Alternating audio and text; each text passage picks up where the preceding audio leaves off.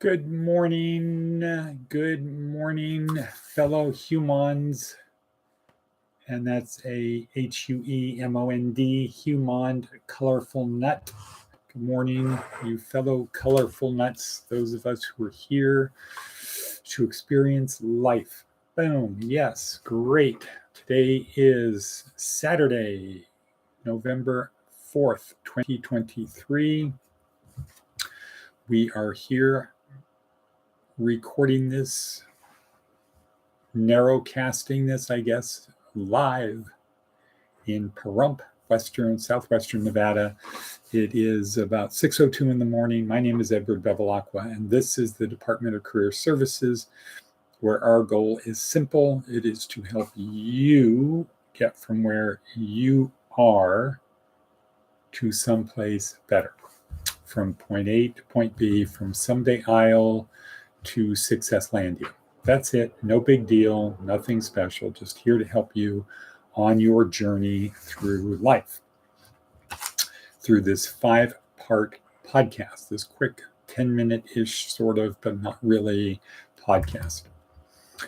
And what we ask is a couple things. One is come back every day. Give it a week. Give it a good faith hearing for a week.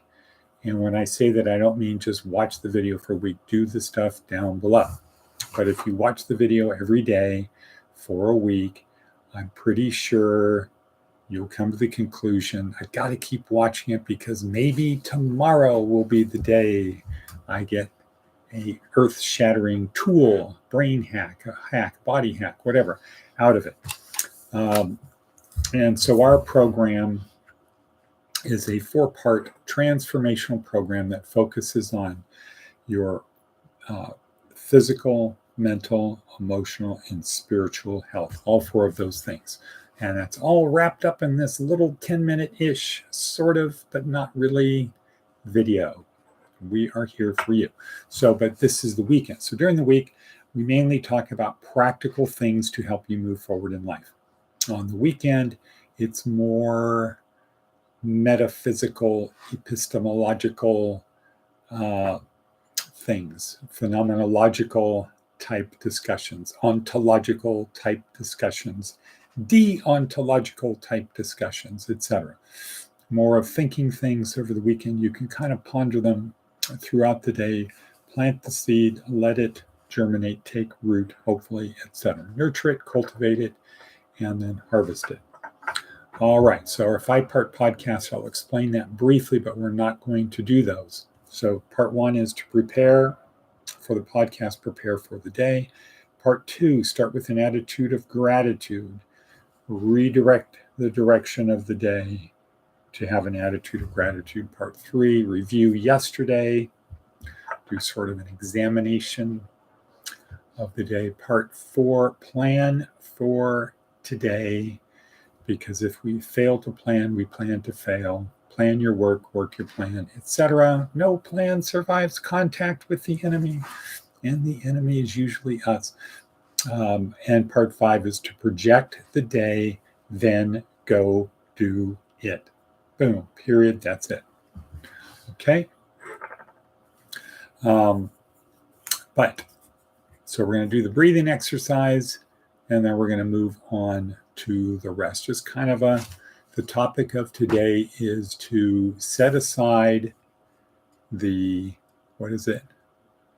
set the narrative aside. Set the narrative aside. So we're going to talk about that after the breathing exercise. 2-part, Professor Huberman from Stanford, Andrew Huberman from Stanford, breathing exercise to either to reduce anxiety, to get as much energy, or reduce stress, depending upon how you do it.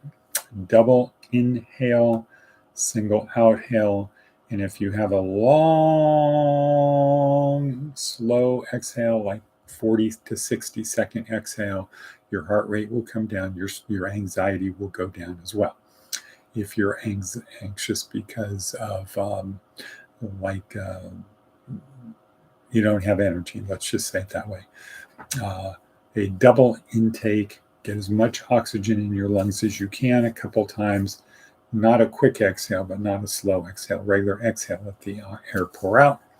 we'll do that. So I'm going to do the first one, mainly because we have time constraints. I don't want to take 2 minutes for the breathing exercise. Okay. And here we go. So it looks like this.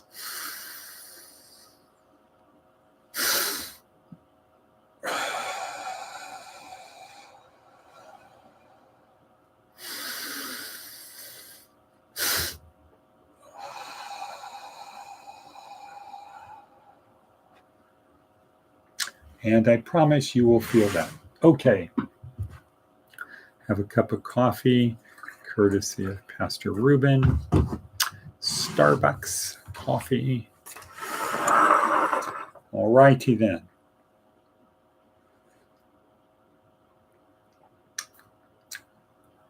Not too shabby. Okay, what is the narrative? The narrative, it's the dominant paradigm. It's the way we see the world. And for believers, the way we see the world is there was this thing called the Old Testament, started by Adam and Eve, the creation story. Adam and Eve, Noah, other people, Abraham, his kids, their kids, kids, all the way down to prophesizing the Messiah will come to liberate the Jews.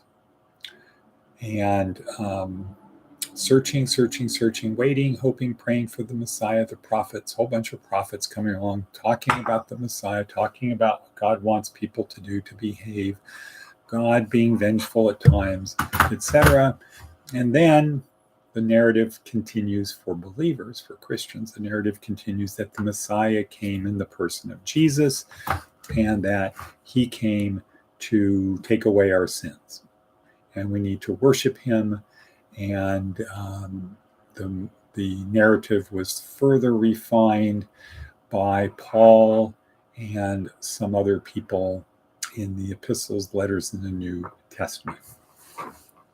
And at that point, whammo, after the death of Jesus, no more prophets, no more visits from God. So for the last almost 2,000 years, it's been locked in that this is how it is. That is the narrative. That's the narrative that most people who are Christians believe. If you're Jews, the narrative starts, but it doesn't continue, doesn't change with Jesus. There are different flavors of the narrative, but it's basically the Old Testament narrative. If you are a Muslim, the narrative changes in the year around 600 to follow Muhammad and those teachings. If you're a Hindu, totally different narrative. Buddhist, totally different narrative. But we're just going to focus on the Christian narrative as described. So today, let's just take that narrative and set it aside. Okay? It's going to be hard for people who are believers to set the narrative aside. When you find yourself disagreeing with what the story I'm going to tell you, this little experiment, when you find yourself disagreeing with the story, say, I don't need to believe the story. I don't need to believe this story. I'm just participating in an experiment to see how how much plasticity is in my brain. That's it. I don't need to accept the narrative. I'm not going to throw my narrative out. I'm not going to crush it. I'm not going to burn it. I'm just going to set it over here to the side to listen to a story and observe myself in a phenomenological way, observe myself reacting to this story without incorporating the narrative. I got to keep the narrative over there.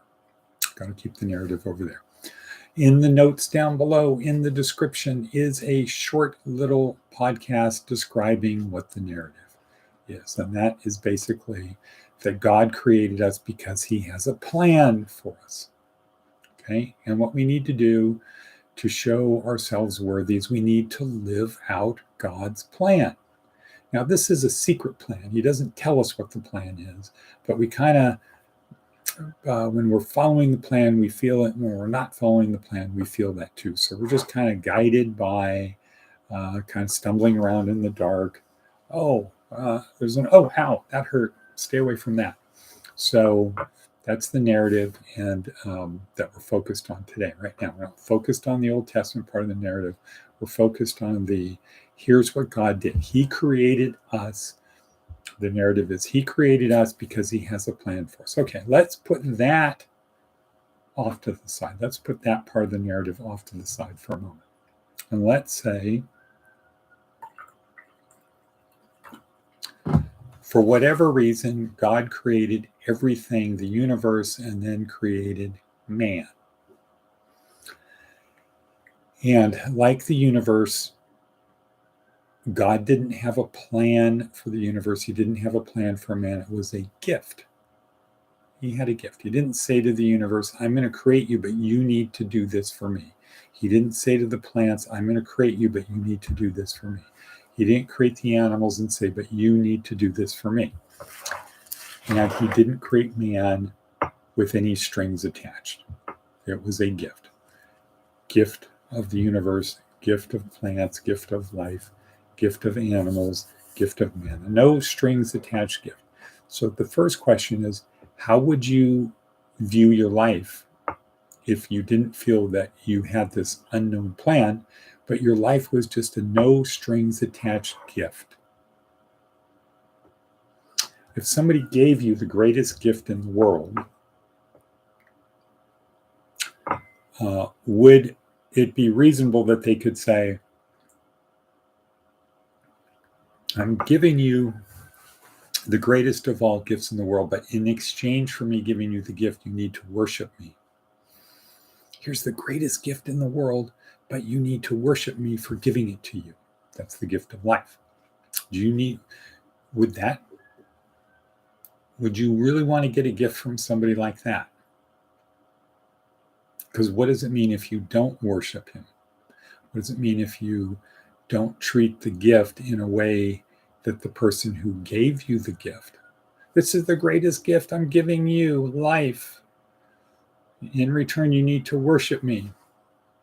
I'd probably also say, and you need to treat the gift as the greatest gift you've ever given.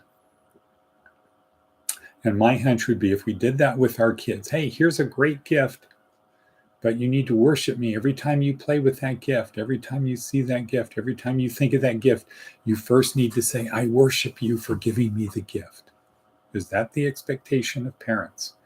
Is that the way to create good, resilient children? Versus, I've got this great gift. How about if I use the gift in the best way possible? I don't squander the gift. I got a hammer. It's a great gift if I'm a carpenter. I got a hammer. Do I want to leave it outside in the rain? Do I want to use it for pounding on, whatever rocks out there, to pound rocks? Do I want to do it for that? I'm a carpenter. Do I want to use the gift of this hammer that way? No. What do I want to do? I want to use the hammer to become better at my trade. I want to use the hammer so I can learn how to build things because I have this hammer. And then when I built the thing, I get to be proud of the thing I built. Okay, so the narrative. We're at 14 minutes in. So the narrative would be today, part one, is imagine that the gift that you have of life has no strings attached. We can do with it whatever we want. But also imagine there's a little bit of God in us. Like God said, perhaps, just pretend this is an experiment, this thought experiment. But God said, I'm going to give you this gift, and I'm going to experience life through you. It's like the cops with their cameras, right? I'm going to see everything you do. I'm going to experience everything you have. And if you have a great experience, it's going to be comforting to me.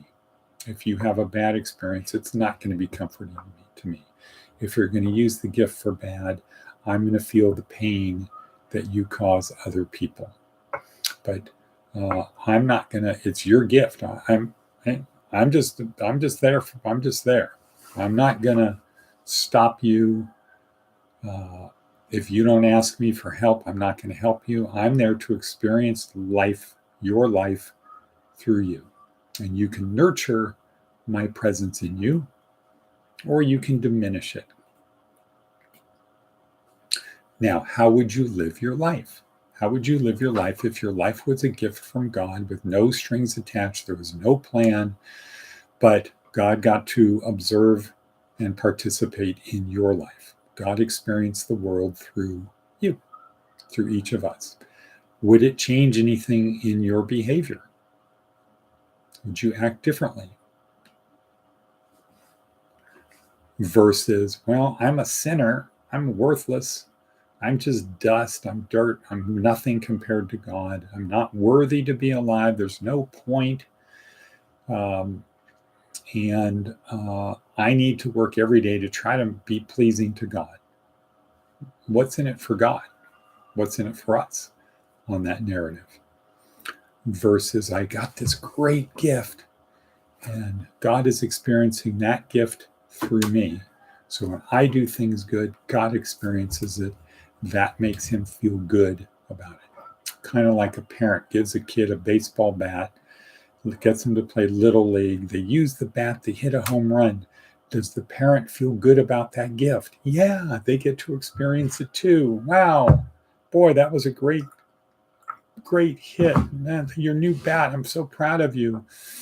And we all get to celebrate the fact that there's this baseball bat that helped me, a tool that helped me, the kid, do something great.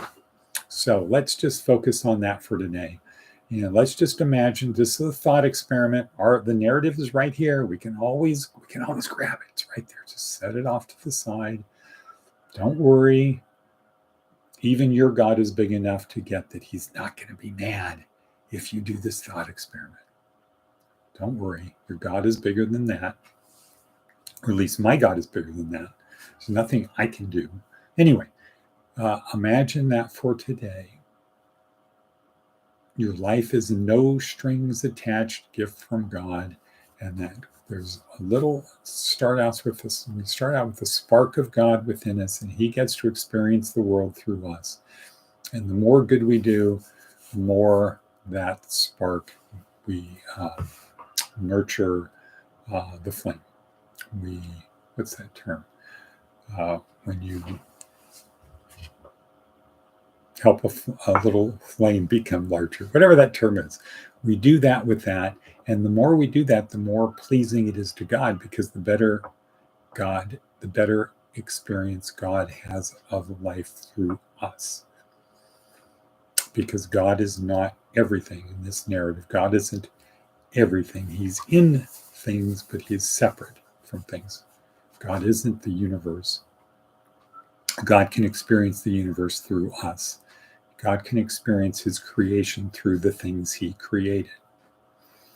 And that would give him pleasure and joy if people are using the gift in a way that is pleasing, that gives pleasure and joy. So let's just focus on that today. So the narrative, set the narrative aside, believe that your gift, your life is a no strings attached gift from God. You can do it however you want. There is no plan.